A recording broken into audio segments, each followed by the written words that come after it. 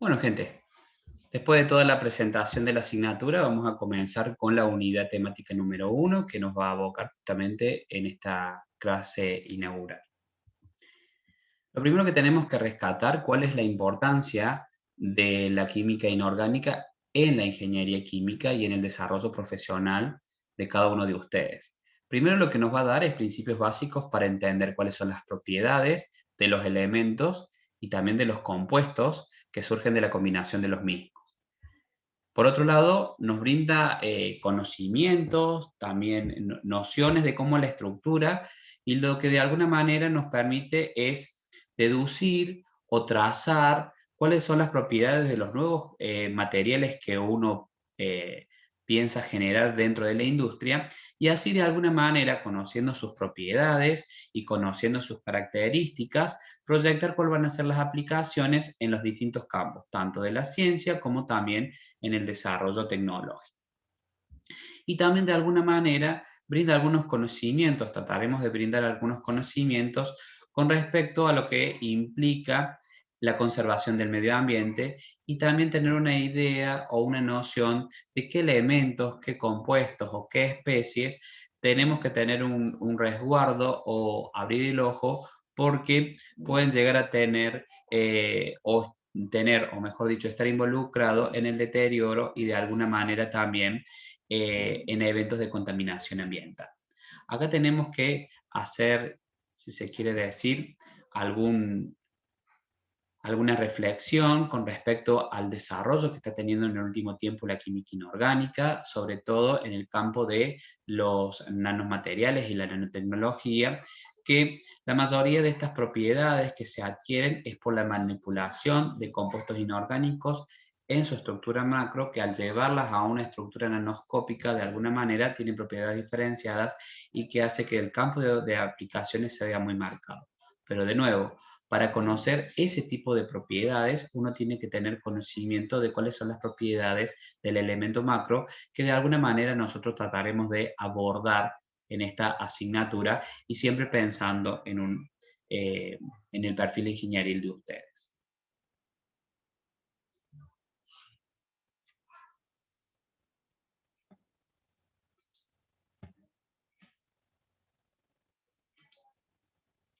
Bien, si ustedes se recuerdan, toda materia está constituido por una unidad fundamental que es el átomo.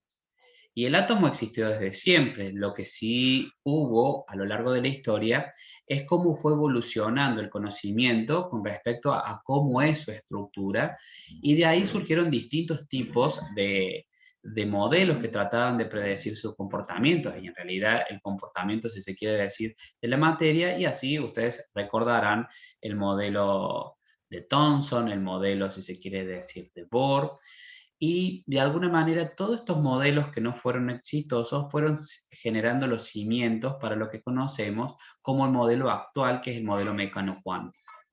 En este modelo mecano-cuántico, de alguna manera, tenemos que involucrar distintos tipos de teorías previas, individuales, que al converger en este desarrollo o en este modelo probabilístico, dio justamente de una idea un poco más acabado de cómo es, no la constitución, sino de cómo están los electrones alrededor de ese núcleo. Ustedes recuerdan que los átomos están formados por un núcleo, dentro de ese núcleo nos vamos a encontrar con protones y neutrones, y alrededor de esa masa, de esa densidad, de esa masa, si se quiere decir, de ese sistema tan denso que es el núcleo atómico, nos vamos a encontrar con los electrones, que muchas veces dan mucha información del comportamiento de ese átomo como tal. Si bien la identidad del átomo está dada por el núcleo, porque tiene que ver con la cantidad de protones que tenemos en el mismo, muchas veces las propiedades o su reactividad o su comportamiento está determinado justamente por los electrones que lo rodean. Entonces, este modelo probabilístico surge de alguna manera de esta conjunción, y por un lado tenemos la teoría cuántica de Max Planck, que habló de la cuantización de la energía. Después tenemos el modelo atómico de Bohr, que de alguna manera, aplicando la cuantización, pudo determinar o pudo, si se quiere decir, dar un buen indicio de cómo era el comportamiento o la energética que tienen los electrones dentro de sistemas hidrogenoides, principalmente el átomo de hidrógeno. Después, de Broglie dio a conocer su teoría sobre la dualidad onda-partícula, que eso fue justamente un éxito, si se quiere decir, para la época, porque fue la posibilidad de pensar en el electrón, que es algo que tiene masa, un comportamiento de onda a una en determinadas condiciones. Después el principio de incertidumbre de Heisenberg, donde nos decía, bueno, de alguna manera uno no puede conocer precisión y velocidad de un electrón sin cometer un determinado error. ¿Qué decía? Hay un principio de incertidumbre. Si uno conoce con mucha precisión la posición, no va a poder conocer la velocidad y viceversa. Entonces eso fue también muy importante y eso se pudo asociar con todo lo que veníamos anteriormente. Y todo eso, de alguna manera, dio origen a la famosa ecuación de onda de Schrödinger, que es justamente un desarrollo probabilístico, pero pensando en el comportamiento ondulatorio de los electrones, si se quiere decir, por esa ecuación de onda se resolvió eso. ¿Sí? Entonces, lo que trata de hacer esta ecuación es tratar de describir el comportamiento de los electrones dentro del átomo, pero ahora, como les decía anteriormente, considerando un carácter ondulatorio y sin poder predecir sus proyecciones exactas. Entonces fíjense en cómo de alguna manera ahí estamos haciendo una conjunción de la teoría de Broglie y también de la teoría de Heisenberg. Entonces, bajo toda esta situación, digamos, haciendo este desarrollo matemático, si se quiere decir, uno puede llegar, o surge en realidad, el concepto de orbital, que deja de aparte el concepto de órbita que traía, si se quiere decir, el desarrollo de Bohr. En este concepto de orbital, uno habla, si se quiere decir, de una región en el espacio donde tenemos mayor probabilidad de encontrar al electrón. ¿Sí? No estamos hablando de la región del espacio donde está, sino donde tengo mayor probabilidad, y obviamente que tienen que remarcar esto de alguna manera, estas regiones del espacio son regiones que están desde el punto de vista cuantizadas y tienen un determinado valor energético. ¿Sí?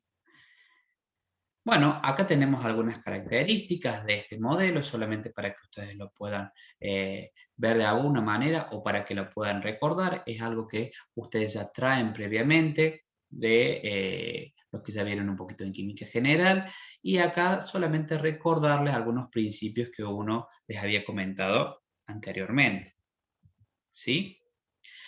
Lo que sí me interesa remarcar de alguna manera es que ahora vamos a hablar de qué. Los electrones se ubican en niveles probables de energía y remarquen esto, que están cuantizados. Y estos niveles los vamos a llamar orbitales, o estas regiones donde tenemos mayor probabilidad de encontrarlos, se llaman regiones. Y uno puede cambiar, o un electrón que ocupa esa región, puede cambiar de un nivel a otro a partir de ¿qué? De la emisión o la de absorción de fotones. Y generalmente este cambio de energía está relacionado, si ustedes se fijan, por un delta E, y ese delta E, que es un cambio energético, tiene que ver con la constante de Planck por la frecuencia asociada a la energía que tiene que absorber ese fotón. Y muchas veces cuando uno habla de la frecuencia asociada, nosotros tenemos un poquito más en la cabeza el concepto de la frecuencia como tal, perdón, de la longitud de onda como tal. Entonces, esto de alguna manera lo podemos relacionar con longitud de onda. Cuando menor es la longitud de onda, mayor va a ser la frecuencia asociada, por lo tanto, ese salto energético, ese cambio energético, necesitará mayor emisión o mayor absorción de energía. ¿Sí? Bien. Características a tener presente, porque por ahí uno debe recordarlo. De nuevo, la energía está cuantizada, ese es un concepto que manejó Bohr, pero de alguna manera, a diferencia de lo que habíamos comentado anteriormente, de este modelo atómico de Bohr, en este caso lo que tenemos que remarcar es la mayor o la menor probabilidad de encontrarlo al electrón justamente en esa región del espacio. Y debido a esa situación donde de alguna manera uno puede encontrar el electrón con mayor probabilidad en una zona, pero siempre en un movimiento, es como que se genera una región difusa alrededor del núcleo, y eso es lo que nos da el concepto o esa interpretación gráfica de una nube electrónica alrededor del núcleo. Para poder describir, si se quiere decir, esa posición, de alguna manera, para no dibujarla y estar analizando, digamos, para ser un poco más práctico, si se quiere decir dónde o cuál es la identidad de un electrón dentro del átomo, podemos nosotros utilizarlo o lo podemos realizar a partir de la utilización de los números cuánticos, que son 4. Dentro de estos números cuánticos tenemos el principal, el azimutal, el número cuántico magnético y también el número cuántico de spin. Con respecto al número cuántico principal, de alguna manera, para el electrón que nos está significando cuál es el nivel de energía, y para el orbital lo que nos está indicando de alguna manera cuál es su volumen, si se quiere decir de alguna manera. Si nosotros tenemos un n igual a 1, y en el caso del número cuántico principal, uno lo puede identificar por números enteros, 1, 2, 3, 4, sucesivamente, y de alguna manera si yo tengo un número cuántico principal 2, eso me está indicando de alguna manera que el volumen que va a tener ese orbital es mayor que si yo tengo un número cuántico igual a 1, ¿sí? Y obviamente eso me está indicando de una región de mayor energía, o digamos de una región donde puedo encontrar el orbital, el electrón de mayor energía. Recuerden ustedes siempre que los electrones de alguna manera prefieren localizarse o posicionarse en regiones de menor energía, y esas regiones de menor energía se posicionan o se encuentran con más probabilidad más cerca del núcleo. En el caso de el número cuántico tipo azimutal, ahora lo que nos va a estar indicando es cuáles son los subniveles de energía en los cuales encontramos al electrón, y en el caso del orbital lo que nos está indicando es la forma que tiene su orbital, ¿sí? En este caso tiene una nomenclatura, el azimutal vendría a ser, los números que puede llegar a tomar es n-1, entonces ¿qué significa? Que si yo tengo un número principal igual a 1, el L va a ser 0, si tengo un azimutal igual a 2, los L's que voy a tener posibles son 0 y 1. ¿Estamos? Eso que me está indicando de alguna manera que voy a tener dos subniveles. Uno de los subniveles es n, si se quiere decir n igual a 2, l igual a 0, o n igual a 2, l igual a 1, para, digamos, de alguna manera darle la significancia, ¿sí? Y cuando uno llega a pensar, si se quiere decir, en la forma del orbital, también uno tiene que empezar a pensar realmente cuál es el número, digamos, cuál es la identificación final que vamos a tener en este caso. Entonces, el L nos está dando justamente indicio, si se quiere decir, de cuál es la forma. Y estas tienen forma de tipo bilobulado, en este caso. En el caso del magnético, la información que nos está dando desde el punto de vista del orbital es la orientación en el espacio, cuál es la disposición tridimensional que van a tener, y de alguna manera lo que nos dice desde el punto de vista de los electrones, cuántos electrones voy a tener en ese subnivel. Está teniendo en cuenta cuántos orbitales tengo, cuántos subniveles voy a tener.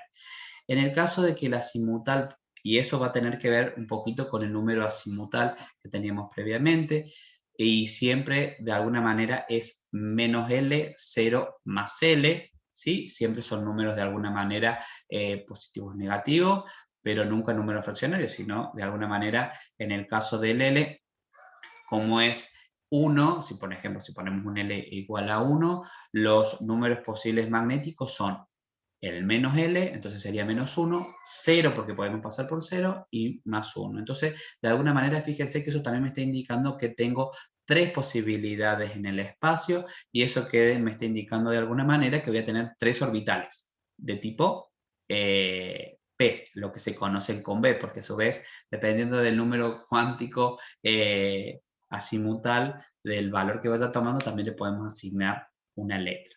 Entonces, si tengo 3 orientaciones en el espacio, es lo que nosotros llamamos como los orbitales P, X y Z, y también ahí me está indicando de que uno ya sabe de que por cada orbital pueden entrar como máximo 2 electrones, y eso me lleva de alguna manera que en ese subnivel puedo llegar a tener como máximo 6.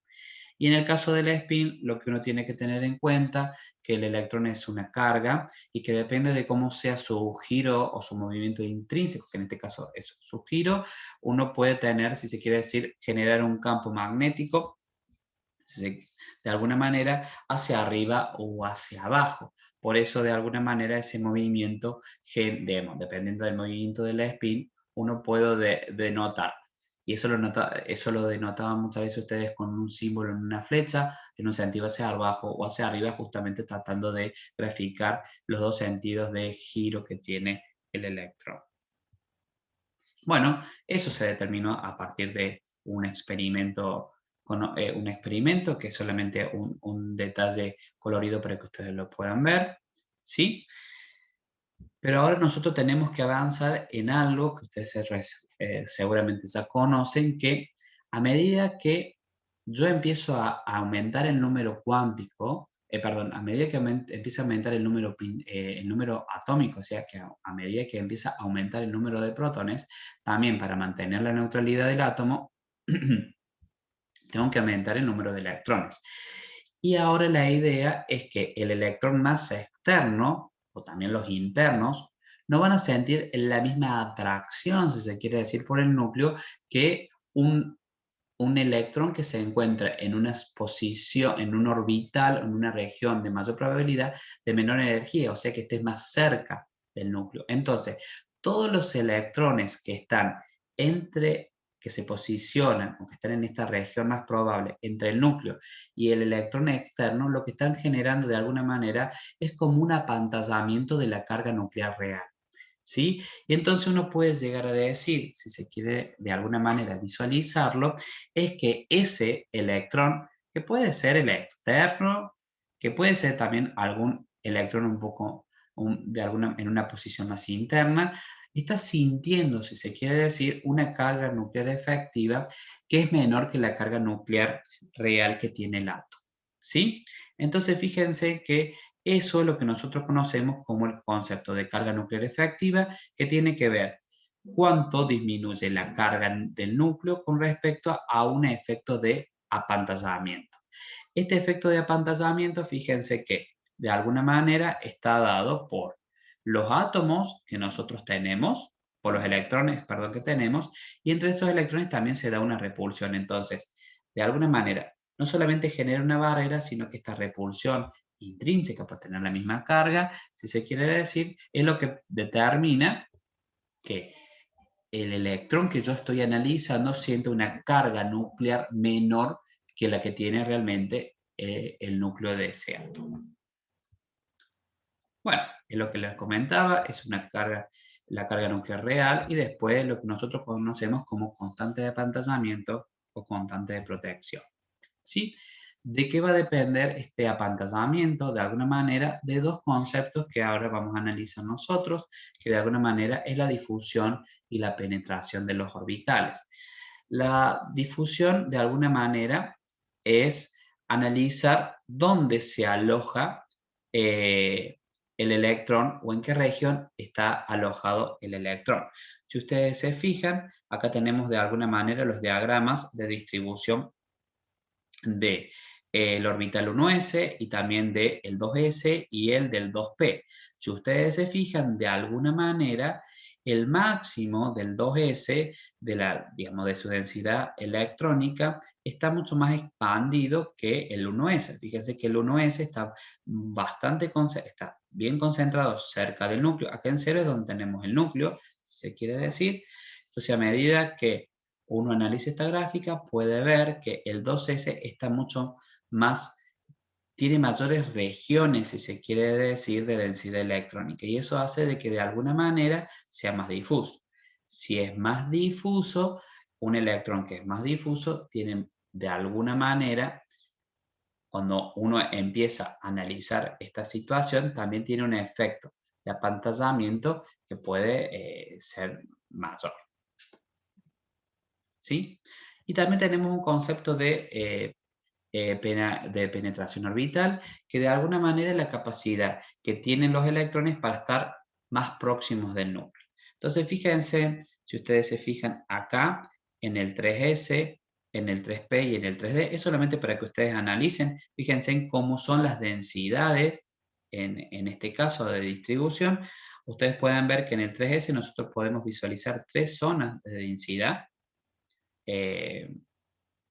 con respecto a la posición de un electrón. Fíjense que en el caso del 3p tenemos 2 regiones y en el caso del 3d tenemos una sola región. Entonces, si uno analiza cuál es el más penetrante, ustedes se fijan que el más penetrante o el que está más próximo al núcleo es el 3s, ¿sí? Porque acá tiene una pequeña región que lo permite estar más cerca.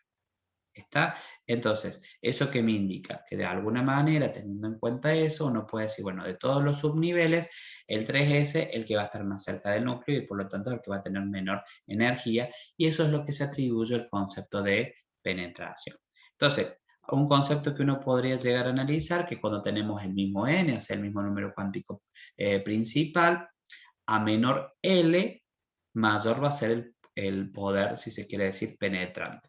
Menor L está referido, si se quiere decir, a la azimutal. Entonces, en este caso, para que ustedes se fijen, nosotros acá los valores posibles que tenemos de azimutal es 0, 1 y 2.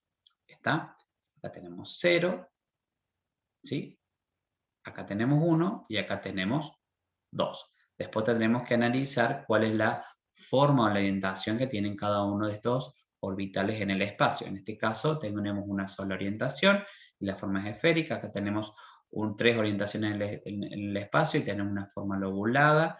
Y acá tenemos 5 orientaciones en el espacio que también tenemos una forma bilobulada.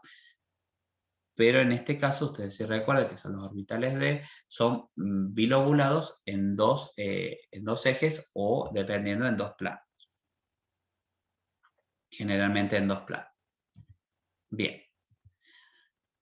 Como consecuencia de este efecto de penetración, uno lo que ocurre es que se da, o eso es lo que explicaría de alguna manera, la pérdida de generación entre los orbitales de un mismo n, cuando tenemos diferente L. Y eso es lo que uno podría analizar cuando tenemos el átomo de hidrógeno.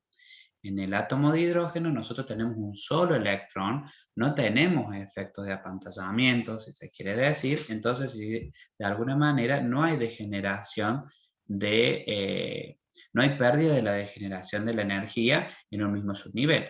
Por eso fíjense que acá, en el 2s, la energía que tienen estos los orbitales del nivel cuántico principal del nivel cuántico principal 2 es exactamente la misma. Lo mismo pasa con el 3 y lo mismo pasa con el 4. Pero yo ahora si empiezo a agregar más electrones, en el caso del hidrógeno o de los átomos hidrogenoides que tienen un solo electrón, fíjese que a medida que empiezo a agregar electrones, empieza a haber efecto de repulsión. Y si empieza a haber efecto de repulsión, obviamente que cambia, si se quiere decir, en la, cambia la carga nuclear efectiva y ahí se pone de manifiesto, si se quiere decir, el poder penetrante, lo que permite o lo que determina la pérdida de generación de los orbitales que ocupan un mismo N. Esto es justamente lo que nosotros tenemos en este caso.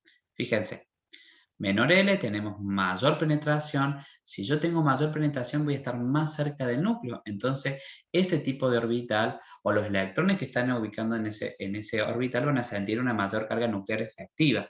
Si sienten una mayor carga nuclear efectiva van a tener menor energía y eso va justamente lo que determina o deriva en la pérdida de generación. Y justamente lo que vimos recién nosotros acá, en el 3S, en el 3P y en el 3D. ¿sí? El 3s, como es más penetrante, va a sentir mayor carga nuclear efectiva, por lo tanto va a tener menor energía que con respecto al P y con respecto al D. ¿Y eso qué hace? Digamos que en esta situación haya una pérdida de la degeneración o una pérdida de la isoenergía que tienen estos orbitales. Bien, entonces acá hay un pequeño análisis que pasa con la carga nuclear efectiva. Fíjense que a lo largo de un periodo,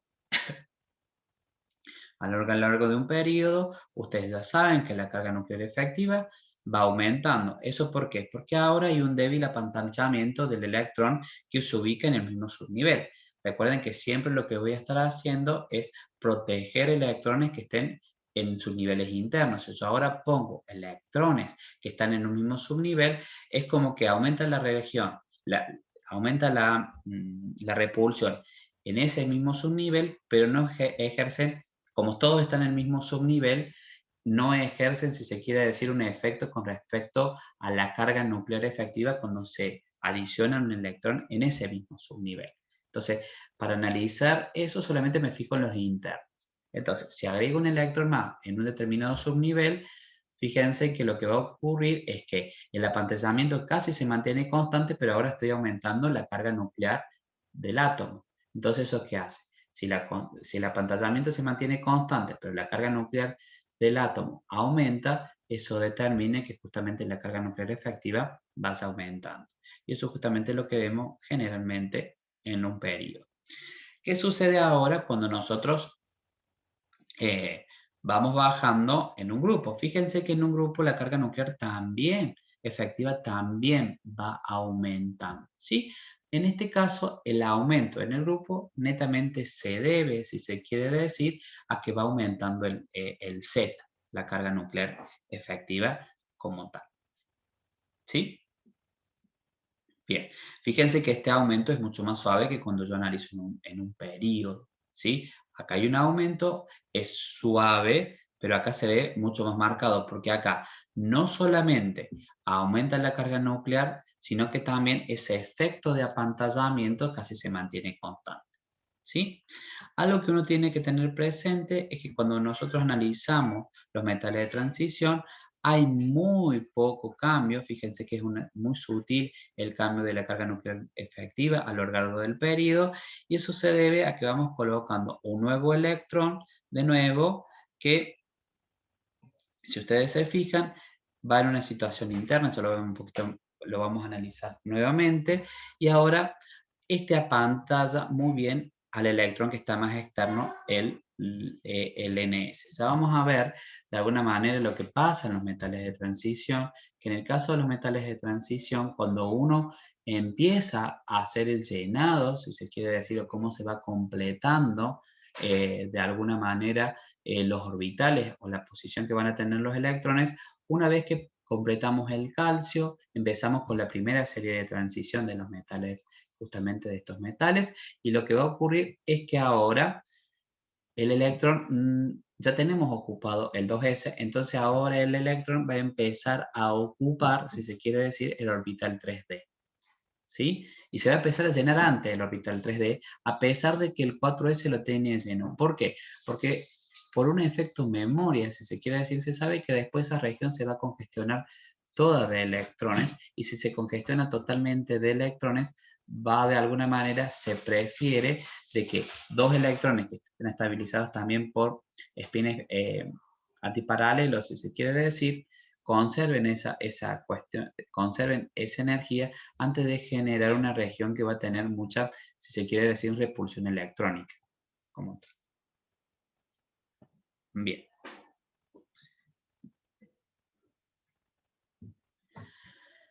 Hay una forma de hacer el cálculo, que esto es, hay una forma muy empírica de hacer el cálculo de la carga nuclear efectiva, y es lo que se conoce como las reglas de Slater. Las reglas de Slater surgieron, fíjense, en el siglo pasado, allá hacia 1930, y a pesar de que son muy empíricas, se utilizan, digamos, tienen mucho uso de alguna manera por los resultados que se obtienen y de las conclusiones que se pueden sacar a partir del cálculo de esta carga nuclear efectiva de algunas propiedades que vamos a ver a continuación. Entonces, acá lo que tenemos que tratar de hacer nosotros es, para poder hacer el cálculo de la carga nuclear efectiva, considerando las reglas de Slater, es tratar de hacer simple la configuración electrónica, pero a la hora de hacer la configuración electrónica vamos a considerar siempre el orbital. O sea, primero hacemos la configuración electrónica y una vez que tenemos la configuración electrónica, ahora hacemos el ordenamiento considerando el número cuántico principal. Entonces, primero vamos a poner todos los electrones que están en el nivel cuántico principal 1, después todos los del 2, después todos los del 3 y después todos los del 4 y 5. Si hay algún tipo de inversión, si se quiere decir, no lo vamos a considerar, solamente vamos a considerar esta estructura. ¿Estamos? Vamos a estar considerando justamente este orden. El 1, el N1, el N2, el 3 y así sucesivamente. Entonces, acá hay reglas que hay que aplicar de alguna manera y dice, para un electrón que es N o P, fíjense que estamos siempre analizando cómo va a ser la contribución. Estoy analizando ahora la posición que vamos a tener. ¿Está? Entonces, ahora, ¿qué pasa con un electrón que están en un orbital S o en un orbital P? Entonces, fíjense, los electrones que están en el mismo orbital, ya sea en el S o en el P, contribuyen a un 0,35 de alguna manera de eficiencia. Ese 0,35 tienen que pensarlo en porcentaje, como un 35% de lo que va a estar generando de atenuación con respecto a la tracción del núcleo. ¿Por qué? Porque ahora, si tenemos electrones en el mismo subnivel, ¿qué va a suceder? De alguna manera van a estar generando una repulsión. ¿Estamos? Entonces, si hay una repulsión, es como que focalizarse, es como que ahora tenemos dos efectos, la atracción y la repulsión, la atracción de núcleo y la repulsión entre ellos, eso hace que de alguna manera esta repulsión también tenga un efecto de apantallamiento con respecto a la atracción que generaría el núcleo. ¿Sí? ¿Qué pasa con los electrones de los niveles que están en n-1? O sea, orbitales S, los orbitales P, los orbitales D. Fíjense ahora de nuevo, escribo la configuración electrónica y si yo tengo yo estoy analizando cuál es la carga nuclear efectiva que sentiría un electrón, por ejemplo, en un orbital 3s2. Bueno, en el caso del 3s2 voy a tener que considerar la contribución del electrón que está en ese mismo orbital, ¿sí? ¿Que cuántos van a ser? 1. Estoy considerando, imagínense que 3s2, voy a estar mirando 1, imagínense que de repente es como decir, tomo uno de los electrones y me fijo qué le pasa, entonces a este electrón que estoy visualizando, ahora tengo que considerar 0,35 al 35% de atenuación por el electrón que lo está acompañando, y después fíjense en algo muy importante. ¿Qué pasa con los electrones que son internos con respecto al subnivel? Que vendría a ser un N-1. En ese caso, fíjense que el apantallamiento ya no es del 35%, sino que es del 85% el que voy a considerar. Entonces, fíjense en cómo esto realmente es eficiente desde el punto de vista del apantallamiento. ¿Está? Entonces, ahí tienen que remarcar, los electrones internos realmente apantallan la atracción del núcleo por ese átomo, por ese electrón externo, perdón. ¿Qué pasa ahora cuando tenemos electrones que no están en un N-1, sino que ahora están en un N-2 o a su vez están más internos, están más cerca del núcleo? Bueno, eso directamente se le considera que tiene un apantallamiento del 100%, ¿sí? Con respecto a la carga nuclear. Obviamente que siempre es por unidad de carga, ¿no? ¿Qué pasa ahora si yo tengo un electrón que es Nd o es Nf? Los electrones que están en el mismo Nd o Nf, como vimos anteriormente, ¿en cuánto van a contribuir directamente? En 0,35, porque están en el subnivel. Pero ahora fíjense que cuando yo estoy en un orbital D o estoy en un orbital F, todos los electrones que se encuentran hacia la izquierda son muy eficientes en apantallamiento. Entonces, en esa condición, uno puede pensar, en ese caso, como son muy eficientes, uno puede considerar que tienen un 100% de apantallamiento con respecto a la carga nuclear. Bien.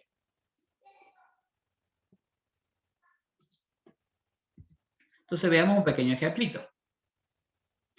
¿Qué pasa si yo ahora tengo que considerar al zinc? Bueno, el zinc tiene un número atómico de 30, por lo tanto, si es neutro, tiene 30 electrones. Y ahora lo que vamos a tratar de hacer es analizar cuál es la carga nuclear efectiva de un electrón externo.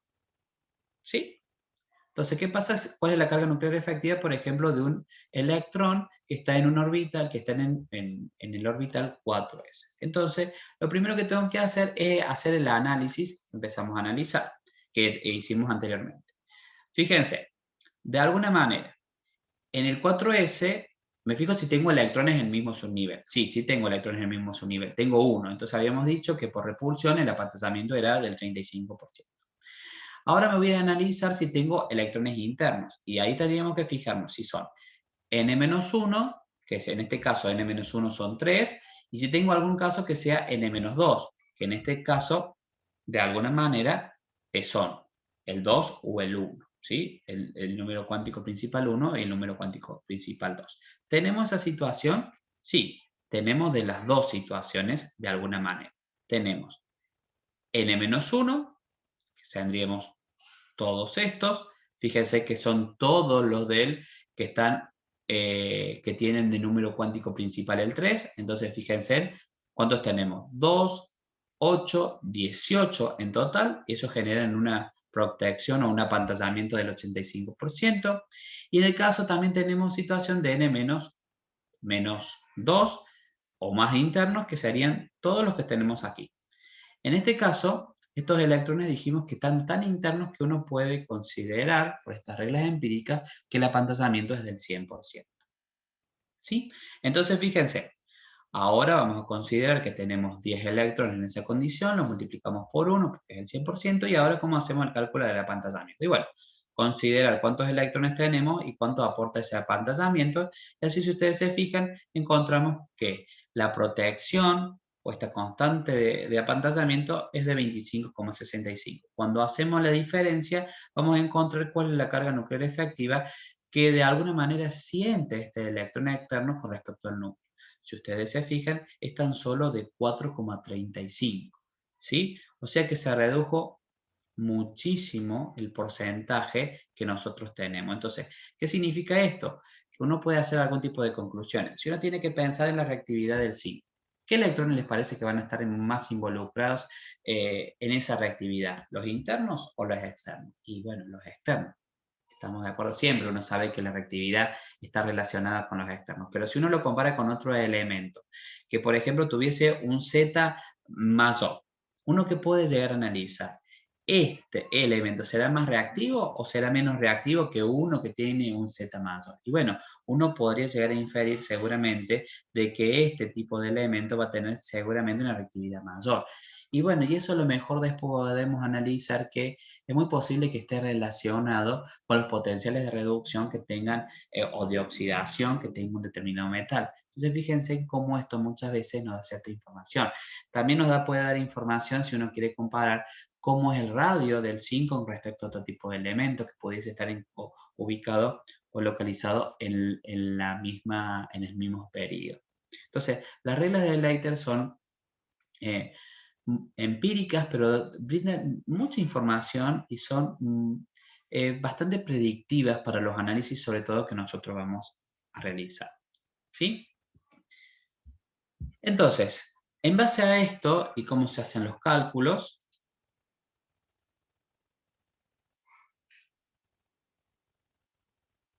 acá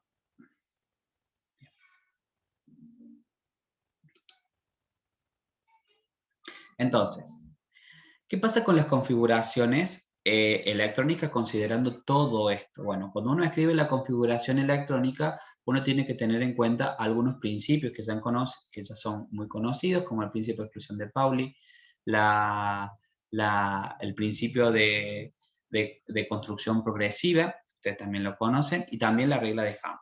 ¿sí? En el principio de exclusión de Pauli, ustedes ya conocen que no puede haber dentro del mismo átomo dos electrones que tengan los mismos 4 números cuánticos. Pueden tener el mismo L, el mismo N, el mismo L, el mismo ML, pero el spin tiene que ser diferente. ¿Sí? No puede, es como si hubiese, en ese caso, no puede haber dos átomos idénticos, dos electrones idénticos, eso apunta. Después, cuando hagamos la disposición de dónde se van a posicionar o qué regiones van a estar ocupando de mayor probabilidad, lo vamos a hacer teniendo en cuenta la energética de los orbitales y siempre en una construcción progresiva, de menor energía a mayor energía. ¿Y qué pasa con la regla de Ham? Que lo que nos dice que de alguna manera el estado más estable se garantiza siempre cuando tenemos el mayor número de electrones desapareados, siempre que se pueda. Y esto tiene una situación de alguna manera de decir, bueno, ¿cómo logro esto? Cuando tenga la mayor cantidad de espines paralelos.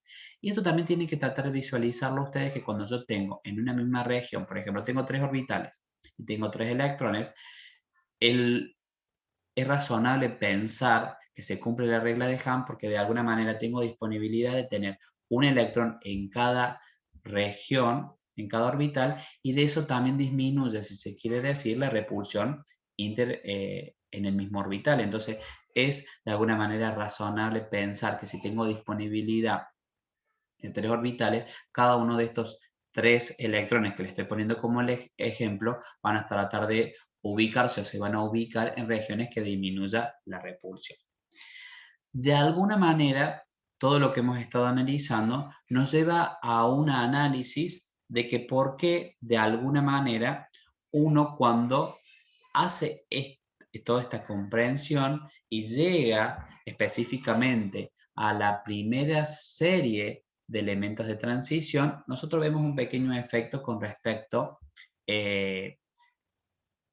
a cómo es la energética de los orbitales. Ustedes seguramente habrán analizado, habrán estudiado, si se quiere decir, cuando vemos las reglas de energía de orbitales, siempre vimos que era el 1s, 1s, 2s, 2p, 3p, el 3, perdón.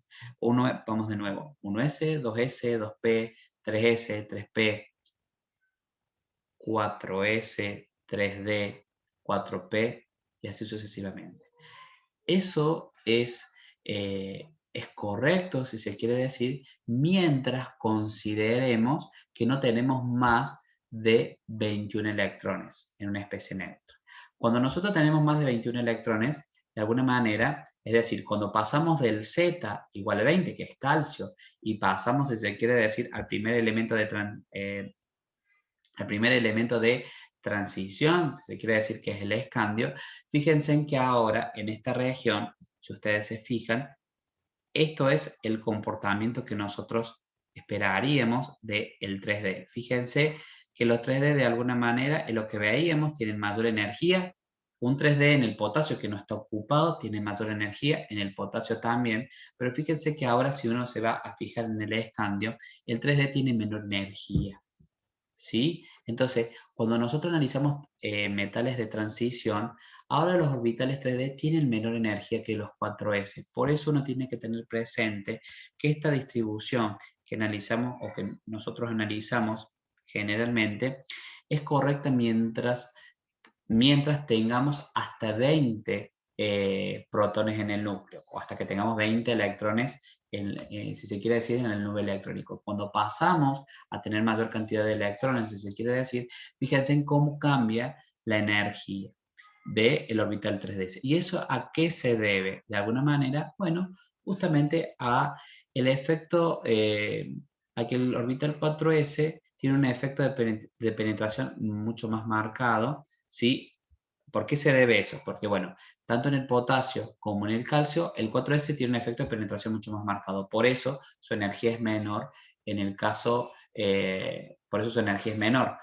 Por eso hace o determina, si se quiere decir, que para el potasio y para el calcio, fíjense que el 4s, como es más penetrante, tiene menor energía que el 3D. Pero cuando ahora ya llegamos al escandio, eso no ocurre y el 3D tiene menor energía, si se quiere decir, que el 4s. Entonces, Cuando nosotros vamos a la metal de transición, ahora abrir un poco el ojo, ¿por qué?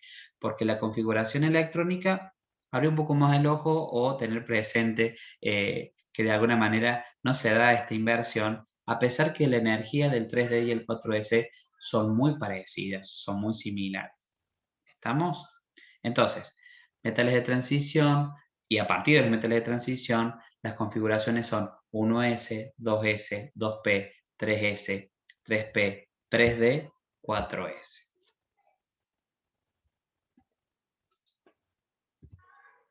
Bueno, solamente acá para que lo puedan ver un poquito más grande, tenemos la misma situación, acá tenemos un nivel, tenemos una situación donde estamos viendo la energética que tenemos de los orbitales, fíjense que la 1S es la de menor energía, y de alguna manera cuando llegamos a la región, fíjense acá en el 3D tiene mayor energía, hasta más o menos 20, tiene mayor energía que el 4S, pero de alguna manera cuando pasa el 4S, la energía que tienen los 3D es menor, si se quiere decir, que el 4S. Bueno, ¿a qué se debía este comportamiento? Bueno, lo que les remarcaba recién, que el orbital 4S tiene mayor poder de penetración que el 3D, y eso hace justamente de que tengamos esa configuración que conocemos, que aprendimos de alguna manera y que ahora tenemos que tratar de hacer un cambio, ¿sí? Considerarla correctamente. Bueno, ahora vamos a hacer un análisis rápido para no detenernos más en la primera clase inaugural de la tabla periódica. La tabla periódica, ustedes tienen que tener presente que el año pasado cumplió años la tabla periódica como tal, el año pasado no, el anteaño pasado, en realidad, cumplió la tabla periódica años, sus 150 años como tal, desde su concepción, ¿sí? En una concepción en su momento de una persona que lo único que hizo es dar una distribución considerando masas atómicas y tratando de generar algún tipo de relación que varíe con la masa. ¿Está? Ese fue Mendeleev, que es justamente el pionero de alguna manera en la generación de la tabla periódica, pero después con el paso del tiempo se le dio el nombre de Mendeleev-Meyer porque ese mismo ordenamiento, esa misma distribución, se dieron cuenta que dos personas que estaban en dos partes distintas del mundo más o menos habían dado la misma interpretación. Pero bueno, Mendeleev aparentemente dio a publicar lo primero, si se quiere decir, a Meyer, lo publicó o lo dio a difundir en la comunidad rusa anteriormente, y eso es lo que llegó principalmente a esta parte del continente, eso es lo que se dio a difusión, y bueno, por eso generalmente se la conoce como la tabla de Mendeleev. Hasta que Meyer dijo, bueno, yo también hice más o menos lo mismo, entonces reconozcame en el mérito. ¿Sí? Mendeleev clasificó los 63 elementos que tenía en ese momento, ¿sí? Considerando un criterio de masa atómica, ¿sí? Que no es el criterio con lo que se conoce en la actualidad, y fue tan extraordinaria su interpretación que de alguna manera empezó a dejar espacios vacíos donde había dos elementos que no respetaban la masa. Él decía, entre estos elementos tiene que haber una masa intermedia, y ahí es donde empezó a dejar huecos que con el paso del tiempo, de alguna manera, se fueron completando. Algo que uno tiene que remarcar es que cuando él hizo esta interpretación de este ordenamiento de la tabla periódica, todavía no se conocían los protones, ¿sí? Todavía los protones como tal no se habían descubierto, no había una concepción como tal. Sí debemos reconocer que el ordenamiento que tiene en la actualidad la tabla periódica, que es a partir de considerar el número atómico, la hizo Moseley allá hacia el 1913, y lo interesante de Moseley es que de alguna manera pudo incluir dentro de la tabla periódica aquellos elementos que podían variar de masa, pero tenían la misma identidad. Sí, consideró el concepto de isótopo. Ustedes saben que, por ejemplo, el carbono hay carbono 12, 13 y 14. Entonces, de alguna manera, ordenarlos por masa atómica generaría de alguna manera un error en la concepción, siendo que se tratan del mismo elemento. Entonces, también Moseley le dio la importancia al protón como mejor dicho, le dio la importancia al número de protones como el atributo que identifica la identidad de los elementos, ¿sí? Y bueno, justamente la distribución o el ordenamiento que tenemos es siguiendo un número progresivo, el número de protones, siguiendo, perdón, un ordenamiento progresivo teniendo en cuenta el número de protones en el núcleo. Bueno, esta justamente es la tabla periódica de la IUPAC. Esta es la versión 2016, es una versión que no tuvo una actualización, pero si ustedes se fijan, tenemos hasta el momento conocidos 118 elementos. Estos elementos se empezaron a completar hace poco que digamos, se sintetizó un nuevo gas noble, ¿sí? Después de radón hubo mucho tiempo hasta que se logró sintetizar un nuevo gas noble y bueno, y ahí se completó, si se quiere decir, la posición número 118. La mayoría de los elementos, a partir, si se quiere decir, del número cuántico, sí, del 100 aproximadamente, hay muchos que son sintéticos, que de alguna manera son de laboratorio, que no lo vamos a encontrar como tal en la naturaleza. Bien, a partir de la configuración electrónica, uno puede de alguna manera dar una clasificación y también una ubicación de los elementos de la tabla periódica. Eso es bastante interesante y a partir de ello podemos hacer un ordenamiento o una identificación de los elementos de la tabla periódica considerando el bloque al cual pertenece, porque eso también nos va a dar idea de cuál es su comportamiento físico-químico y cuál es su reactividad. Y así nos vamos a encontrar con el bloque S, el bloque P, que son los elementos representativos de la tabla periódica, porque son los más abundantes como tal. Después los del bloque D, que están en el centro, que son los metales de transición. Y después el bloque F, que son los que se encuentran siempre en la parte inferior de la tabla periódica, pero yo les voy a mostrar que no es la parte inferior de la tabla periódica, es una cuestión de dónde se los posiciona, que son los de metales de transición interna. Bueno, acá tenemos lo que les comentaba, los metales representativos, los de transición, los representativos, los gases nobles que también son representativos, pero algunos como tienen una configuración de capa completa los consideran como gases nobles como tal, pero son del bloque P y también uno puede considerar como representativos. Y acá se ubican los de transición interna. Fíjense que uno dice que está abajo de la tabla periódica porque generalmente se los presenta de ahí, en esa posición, pero en realidad no están abajo, sino que esa continuidad del lantano y del actino. ¿Sí? Si uno tuviese que verla, la tabla periódica como tal, déjenme en que... no lo tengo. Bueno.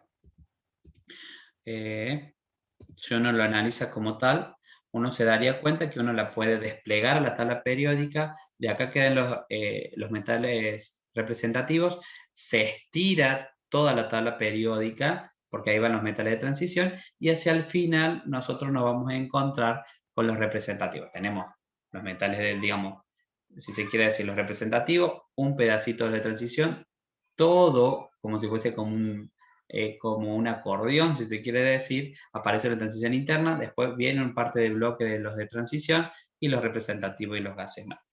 ¿Sí? Uno lo dice que están abajo, pero en realidad no están abajo, están a continuación. Bueno, a partir de la configuración electrónica, uno puede identificar posiciones. Fíjense que el número 3, el que está hablando del número cuántico principal, nos da idea del nivel y eso es representativo del periodo que están ocupando y de alguna manera el subnivel nos está indicando de cuál es el bloque de la tabla periódica al cual pertenecen, y en el caso del número de electrones que voy a estar teniendo en ese subnivel, me está dando referencia a la columna, o mejor dicho, al grupo al cual pertenecen. Entonces, de alguna manera, si yo sé a qué bloque pertenecen, a qué grupo, uno puede referenciar que son elementos que seguramente que si pertenecen al mismo grupo van a tener propiedades físico-químicas que les son similares. ¿Sí? Bueno, toda esa información también me da idea de que los puedo localizar, periodo 3, grupo 1, y uno puede decir, bueno, ese es el sodio. Y si no identificáramos qué es el sodio, uno podría tranquilamente, con lo que vayamos avanzando en la materia, dar alguna inferencia de qué tipo de elemento, de qué comportamiento metálico podría llegar a tener, qué podríamos esperar de su potencial de reducción, qué podríamos esperar de sus propiedades físicas, de alguna manera. ¿Sí? Entonces, algo que es de relevancia dentro de la tabla periódica es cómo van cambiando periódicamente algunas propiedades y justamente es cómo es que se van dando o cómo se van repitiendo a lo largo, ¿sí? Y esta periodicidad tiene que ver de alguna manera con el número de niveles ocupados, con la carga nuclear y por ende con la carga nuclear efectiva, ¿sí?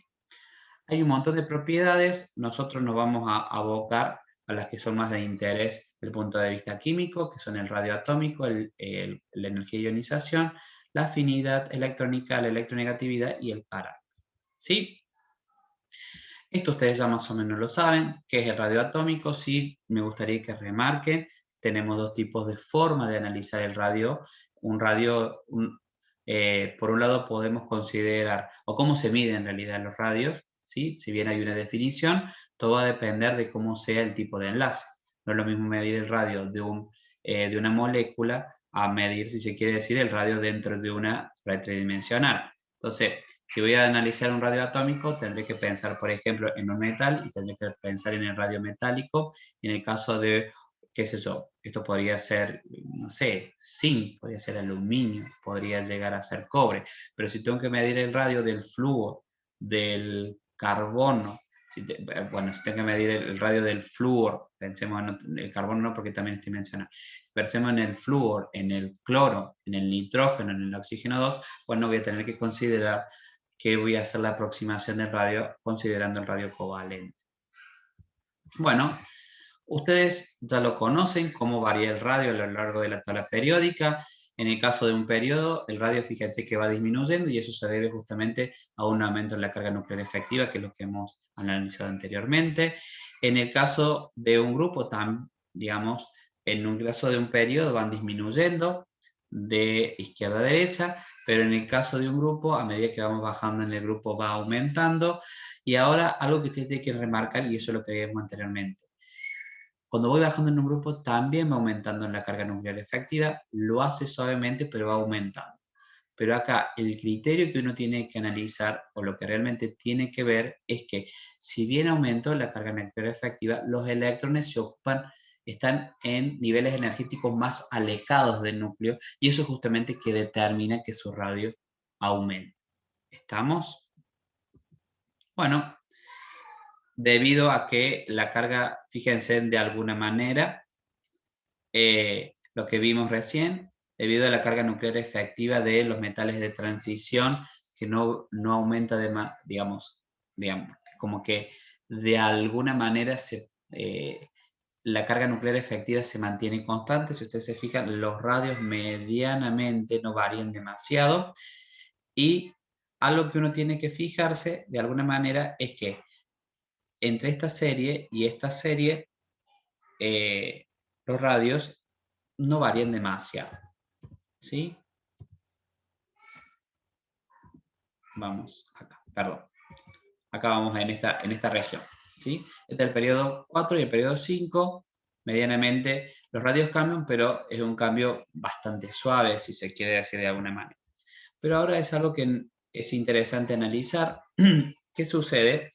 Fíjense, cuando estamos en el periodo 4, cuando estamos en el periodo 5, pero ¿qué pasa si ahora pasamos del periodo 5 al periodo 6? Del periodo 5 al periodo 6, fíjense que de alguna manera hay un pequeño aumento en el radio.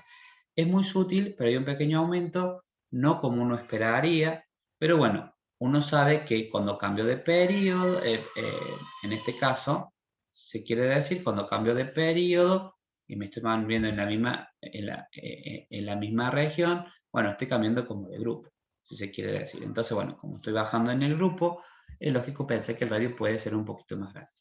Pero si ahora nosotros analizamos el periodo 5 y el periodo 6, fíjense que el bloque de tanto en un periodo como en el otro, a pesar de que nos estamos moviendo en un grupo, fíjense que los radios son iguales. Cuando ustedes analicen las tablas, se van a dar cuenta que los radios son iguales o similares, ¿sí? Muy poco el cambio. ¿Y eso a qué se debe? Bueno, justamente se debe a que antes de que nosotros nos encontremos con la serie de transición, vamos a estar ubicándonos o posicionándonos con los elementos lantánidos, ¿sí? Los elementos lantánidos tienen una particularidad de alguna manera, es que sus orbitales 4F son muy poco apantallantes, tienen propiedades apantallantes muy precarias, que eso de alguna manera hace de que la carga nuclear efectiva que sienta el periodo 5 con respecto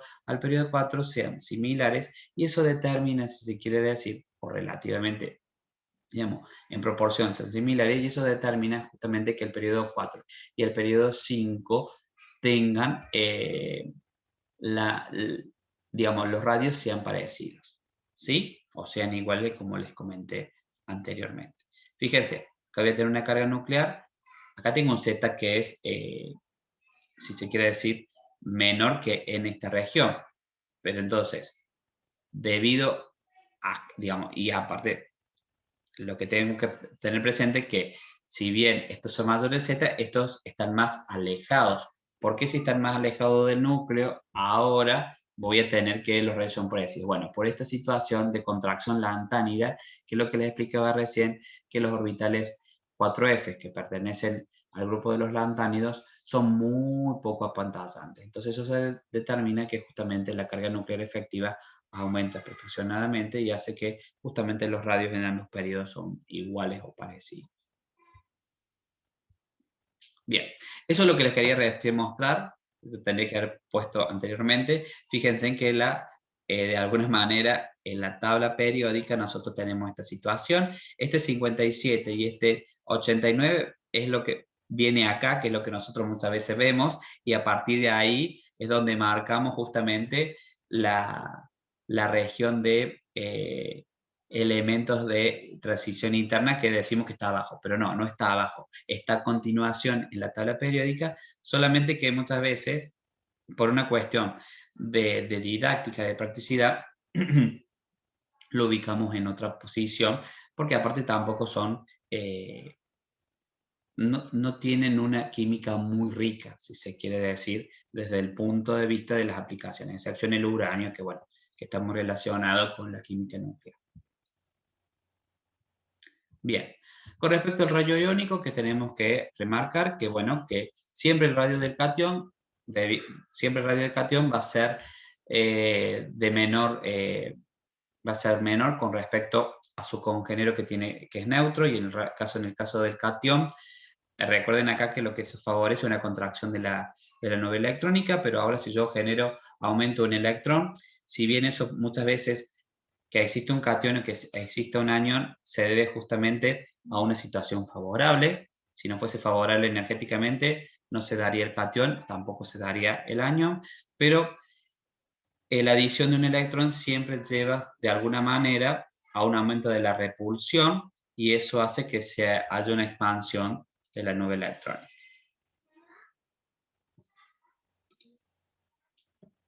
Bien.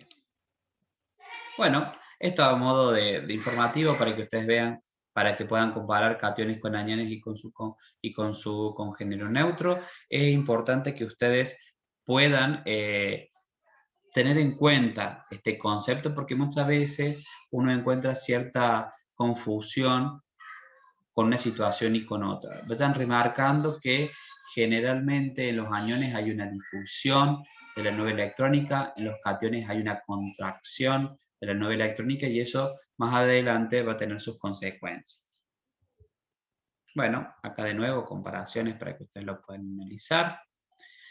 Energía de ionización es un concepto muy importante, y es la energía que uno tiene que entregarle a un sistema para sacar un electrón de un átomo, o también podría ser de una molécula que está en un estado, en un estado fundamental, ¿sí? Entonces, energía de ionización siempre es un proceso endotérmico, energía que tengo que entregarle al sistema para sacar un electrón. Y de nuevo, esto porque es energía de ionización atómica, pero podríamos pensar en una energía de ionización de una especie, de una molécula, digamos, de un metal, que también todo eso implica, si se quiere decir, un concepto de ionización. ¿Estamos? Entonces, tenemos, dependiendo de cuántos electrones saquemos, tenemos la energía de ionización 1, la 2, la 3, y bueno, obviamente que la energía de ionización 1 va a ser la que menor costo energético tenga, porque cuando yo quiera sacar, por ejemplo, el tercer electrón, obviamente que ahora, al haber menos electrones, va a haber mayor contracción, va a empezar digamos, va a empezar a manifestarse marcadamente la carga nuclear efectiva y obviamente que va a empezar a costar, si se quiere decir, sacar sucesivamente un nuevo electrón. Y obviamente que, si ustedes se fijan, va a costar mucho más sacar un electrón cuando de alguna manera tengamos una situación de capa completa. Fíjense ahora en el magnesio, ¿qué sucede cuando quiero sacar el tercer electrón? Fíjense que del primero al segundo electrón es casi el doble, si se quiere decir, pero ya cuando quiero sacar el tercer electrón aumenta muchísimo la energía. Y bueno, ¿por qué? Porque de alguna manera cuando tenemos magnesio más 2, uno ha alcanzado una estabilización de capa completa. ¿Sí? Lo mismo podemos llegar a pensar si pasamos del magnesio al aluminio. Fíjense que en el aluminio cuesta un poco menos. ¿Por qué? Porque ahora como ya el aluminio, la primera energía de ionización, si yo le saco un electrón al aluminio, la primera energía de ionización, voy a estar alcanzando un subnivel, digamos, si se quiere decir, completo. ¿Sí? En cambio, en el magnesio, si tengo que sacar un electrón, tengo que sacar un electrón donde tenemos un subnivel lleno, si se quiere decir, y que eso es estable para ese elemento. ¿Qué pasa cuando analizamos el azufre y el fósforo? En este caso pasa exactamente lo mismo, porque en un caso es P3 y en el otro caso es P4. En el caso del P3, cada uno de los orbitales va a tener un electrón, ¿sí? Entonces estamos cumpliendo con digamos, estamos maximizando el spin en ese caso, pero en el caso del, si se quiere decir, y eso es un subnivel semilleno que también confiere estabilidad al elemento, pero en el caso del azufre, fíjense que voy a tener un orbital con 2 electrones y 2 orbitales con un electrón cada uno. Obviamente que cuando quiera sacar un electrón que está apareado, que está generando repulsión con el electrón que tiene en el mismo orbital, el costo energético para sacarlo es mucho menor que si tuviese que pensar en el fósforo, que tengo que de alguna manera también romper una estabilización por subnivel semillano. Bueno, esas son las variaciones para que ustedes lo puedan analizar. Los mismos ejemplos, cómo varía, eso ustedes ya lo saben, cómo varía en un caso, cómo varía en el otro. Está. La interpretación, el análisis, de nuevo tenemos que enfatizar en carga nuclear efectiva y en el caso del periodo, en el caso del grupo, es qué pasa a medida que lo vamos analizando en el núcleo cuando aumenta el número cuántico principal. ¿Sí? Bueno, afinidad electrónica ahora tiene que ver de nuevo qué pasa con un átomo, con una especie que está en un estado gaseoso y toma un electrón. ¿Sí? A ver, en este proceso se puede ganar o se puede perder energía. Algo que ustedes tienen que tener presente, si se gana, digamos, si se pierde energía, es porque de alguna manera la especie que está generando es estable.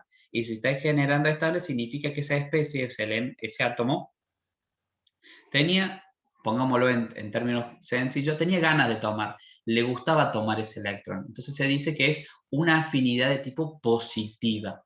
¿Estamos? En cambio ahora, si yo para que tome el electrón le tengo que dar energía, tengo un costo energético, eso me está indicando que esa especie no tiene deseos de tomarla. Es como que de alguna manera lo estoy empujando a que lo tome al electrón. Entonces ahí voy a decir, bueno, esta especie no tiene afinidad por este electrón. Si yo le tengo que dar energía, entonces en ese caso vamos a decir que la afinidad electrónica es negativa. Entonces fíjense que acá la afinidad electrónica tiene un signo distinto a lo que pasa con el proceso energético. Si tengo una afinidad electrónica positiva, es porque el átomo tiene tendencia a tomar el electrón y eso va a generar una estabilización en la especie que está generando, por lo tanto va a liberar energía. Si paso lo contrario, bueno, la afinidad electrónica vamos a decir que es negativa, porque el electrón no tiene, el átomo o la especie que estoy considerando no tiene deseo de tomar. Bueno, aquí algunos ejemplitos para que ustedes lo vean. Fíjense cómo la afinidad. Tanto el litio como el flúor tienen afinidad positiva, si se quiere decir. Obviamente que el litio es mucho menor que la afinidad que puede llegar a tener el flúor. Yo se lo quiero traer a colación, ¿por qué? Porque el flúor, a pesar de que es un metal, también tiene posibilidades de tomar electrones. ¿Es lo típico? No, no es lo típico.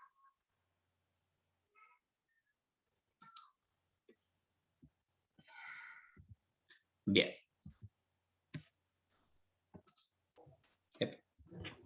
Bien, fíjense, en el caso del neón, para que ustedes quieran ver, es un gas noble que podemos llegar a decir, bueno, tomar un electrón, ¿les parece a ustedes que el neón tiene afinidad por un electrón? No, no va a tener afinidad, por eso en ese caso la afinidad electrónica es negativa.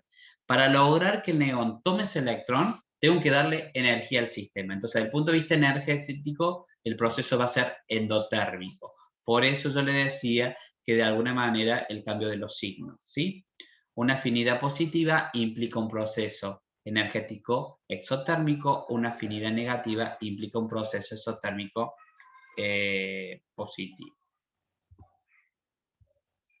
Bueno, este es el cambio, acá están todos los análisis, de nuevo tenemos que hacer énfasis qué pasa con la carga nuclear efectiva, qué pasa con el Z, si se quiere decir de alguna manera cuando uno va pasando en el grupo. ¿Sí? Si la afinidad electrónica, algo que hay que remarcar es que uno puede generar una tendencia general, pero hay mucho más irregularidades en las tendencias, ¿sí? Con respecto a la energía de ionización. Ahora la electronegatividad, y en esto sí me voy a detener un segundito y ya con esto terminamos, la electronegatividad es un concepto que tiene sentido cuando uno analiza la atracción que tiene un átomo por otro, pero cuando están combinados químicamente. Entonces, la electronegatividad es un concepto que tiene importancia de alguna manera cuando hay un enlace químico. Si no, no lo puedo analizar. Si tengo que analizar átomos solos entidades individuales, tengo que ir al concepto de afinidad electrónica o el concepto de energía de ionización. Pero si yo ahora los tengo unidos, sí puedo utilizar de alguna manera el concepto de electronegatividad. Obviamente que la electronegatividad, ¿sí? Fíjese, ¿qué es lo que nosotros tenemos, qué es el concepto genérico de electronegatividad? Bueno, una vez que se generó el enlace, es cuál es la tendencia relativa que tiene un átomo de atraer los electrones del enlace hacia sí.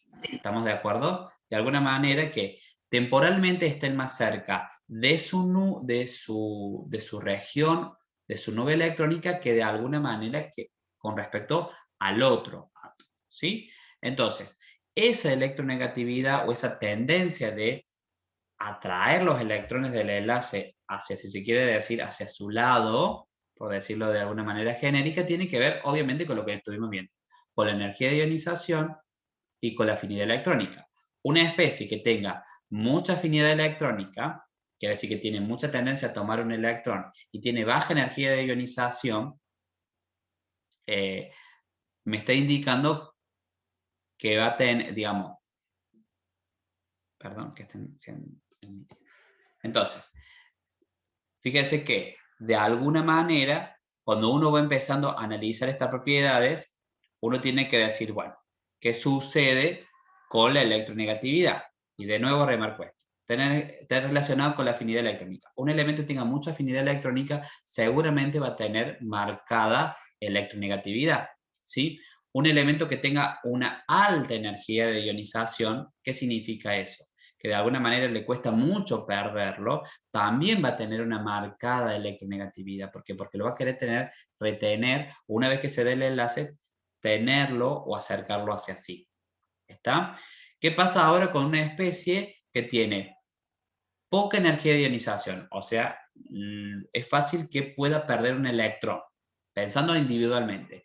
Y si tiene poca energía de ionización, seguramente va a tener poca afinidad electrónica. Entonces, cuando se dé un enlace, es muy probable que esa especie, dentro del enlace, no tenga tendencia a retenerlo al par electrónico, digamos, a los electrones involucrados en el enlace, sino que de alguna manera, seguramente la otra especie va a ser el encargado de remover. Entonces ahí se empieza un juego, si se quiere decir, lo que determina en algún momento lo que nosotros conocemos como momento dipolar, si estamos analizando puntualmente una molécula, cualquier tipo de molécula, ¿sí? Pero si estamos analizando una molécula diatómica que tiene dos átomos distintos, bueno, eso va a generar un momento dipolar neto en el sentido del elemento más electronegativo, ¿sí? Entonces ahora hay que tener presente la diferencia entre afinidad electrónica y electronegatividad. La afinidad electrónica es un concepto que solamente lo tenemos que analizar cuando tenemos átomos aislados, ¿sí? Y la electronegatividad tenemos que analizar el concepto, pero dentro de una entidad que está unida por un enlace químico, ¿está? Entonces, de alguna manera, uno tiene que tener presente. En un caso voy a adicionar un electrón y en el otro caso lo que voy a hacer es tratar, una vez que tengo la entidad del enlace, ver hacia dónde se desplaza o hacia, si tengo mayor o menor tendencia o mayor o menor habilidad ese átomo de atraer los electrones del enlace hacia sí. ¿Sí? Bueno, gente, con eso ustedes pueden explorar, analizar el concepto del carácter metálico, el carácter no metálico, ¿sí? Eso solamente a título genérico, y propiedades magnéticas. Recuerden las propiedades magnéticas, que de alguna manera uno puede encontrar especies que son paramagnéticas cuando tienen electrones que están desapareados, y diamagnéticos cuando tienen electrones que son apareados, ¿sí? Una especie que es diamagnética, recuerden que generalmente es repelida por un campo magnético. En cambio, cuando tenemos electrones desapareados, de alguna manera vamos a tener que esa especie siente una fuerte atracción por un campo externo. Bueno, con esto hemos concluido, si se quiere decir,